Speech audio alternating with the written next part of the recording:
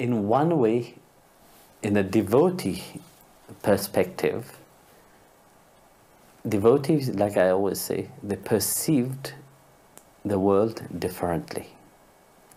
And for other people, they perceive the world opposite to that. You know? So let's look at it from a devotee perspective. You know, the devotee perceived the grace of the Guru and God in their life at all times. So they made a relationship that everything happened through grace. Without grace, nothing happened. Especially when you are aware of kripa. You know, that kripa means grace, which Guru and God give to one which is ready.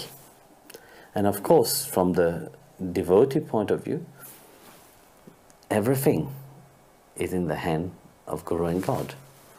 And of course, whatever happened, they will perceive that blessing into that. And of course, a devotee, they don't see things in a negative way. They see it in a positive way. So even if something happened that they can't handle, they know that behind that there is a deeper understanding, a deeper learning. Of course, life is a learning process. You know, until you go out of that cycle of birth and death, you know, until you rise above that, of course it is a learning process.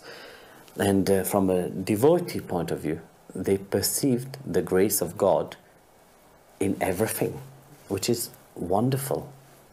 You know, and this is the grace which not everybody have. That's why they say that, yes, whatever happened, it could have happened worse. Because they know there is worse thing than that. Logically, even the mundane people know about that. But logically, yes, there is worse thing than that. But because they are protected by a certain grace, maybe they feel it also, that something have to go through, one have to go through that. You know, and but yet the divine is standing by them. Of course, then they praise the Guru and God, grace with them. So in that context, yes, Guru and God, the grace is amazing with the devotee. You know, what a blessing it is. You know, very often people don't realize that. You know, but those who have experienced that, you know, but in their life, you know, they know their life before, they know the life when they have that grace of Guru and God with them. What is the different? When you look at your life itself, you see the different. When you were standing into the world not knowing that they were there with you, and not when you stand now into the spiritual field, that you know that they are with you. So you can see the difference between the two itself. So it is the right attitude to always be reminded that Guru, the grace of Guru first is always with you. And through the grace of Guru, you have the grace of Bhagwan himself. And what come to my mind, how Guru protect, it's amazing. There was a saint, actually, by the name of Sahaja Bai, Sahaja Bai, I think, I'm not so sure about the name, but it's such a beautiful story, actually. She was one day standing, in front of her house, a small hut. She was in a different bhav, and different mood inside of her. As she was in that mood, Bhagwan, now Lord Panduranga, appeared to her. But she didn't give much attention to him. And it was strange, because when Bhagwan appeared very often, the people will be excited. Yeah, Sahajabai, she didn't have any reaction. So Bhagwan was wondering, Sahaja, what's wrong with you?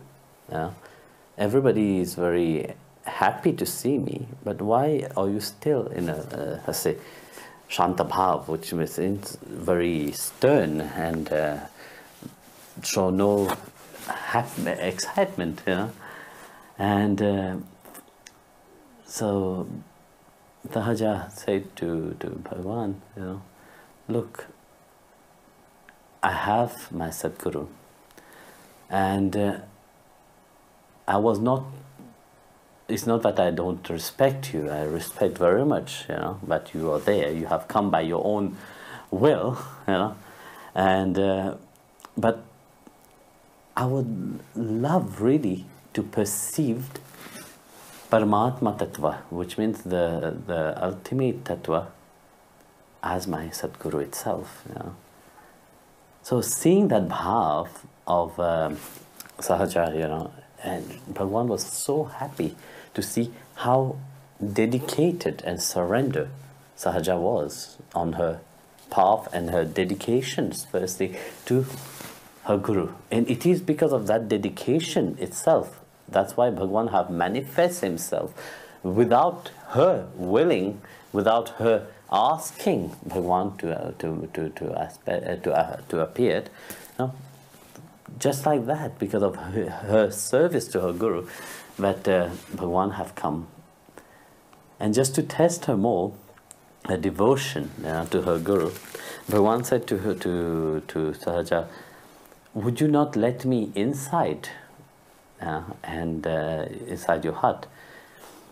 So then Sahaja said, well, I will let you in, but there is only one asan in my hut, and that asan is where my Sadguru sit. If you don't mind sitting down on the floor, you're most welcome. And Bhagwan was even more delighted, so he went inside and sat down on the floor. Then he said, please ask me something, because everybody, they come to me, they ask me something. They all, whenever I go appear, also I always want to give something to them. And Sahaja said, what will I ask you? I don't have any desire in this life. So Bhagwan said, but please ask something. Sometimes Bhagwan is very stubborn, So as she said, okay, if you want, if you are insisting, I will tell you something. I have my Sadguru. If I wanted to ask him about you, he will give you to me. And that's what he does normally. He give Bhagwan, he gave you as dhan, which means he gave you as offering to the devotee which is worthy. So those worthy devotee, they receive you as dhan. So he can give you as dhan. Then he asked Bhagwan, who is more great? You, Deva, or dhan itself? So the Deva is, the Lord said, but was very happy to see this devotion, and said, as you really want to do something, you have to understand, by Sadguru, you as Bhagwan, you give problem to the people. You give them worry, you give them problem, you give them illnesses, you give them pain, and suffering. But the Sadguru is merciful. He remove all what you give. Either you give suffering, he come to remove all the suffering. You give endless life, he remove them from the cycle of life and death.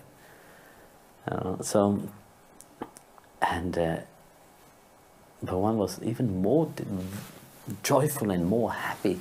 Said, I will do whatever you ask me. Please ask me something. Said, okay, fine. I will serve my Sadguru, and I would like you to fan him while he's eating. And this is what Bhagwan does, you know, and start fanning, you know, the Sadguru. So this is one of the stories that we see, you know, that when one have devotion, really, even the most impossible things become possible.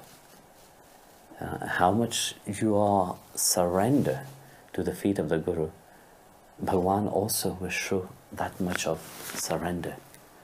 So coming to your question, but you ask, you know, about you know, about the explanation whether when something happened, you know, whether the grace of Guru is there. Yes, with the devotee who have taken shelter to the feet of the Guru, you know, they have that grace with them. That's why you have to take shelter. No? So even the most things which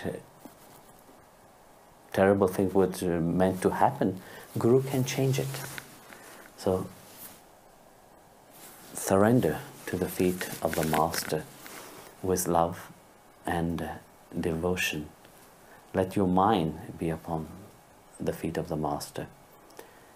So then you will experience sincerely, you know, when you, as much you are sincere in your spiritual path, then you will experience that grace which Guru and God have given to you.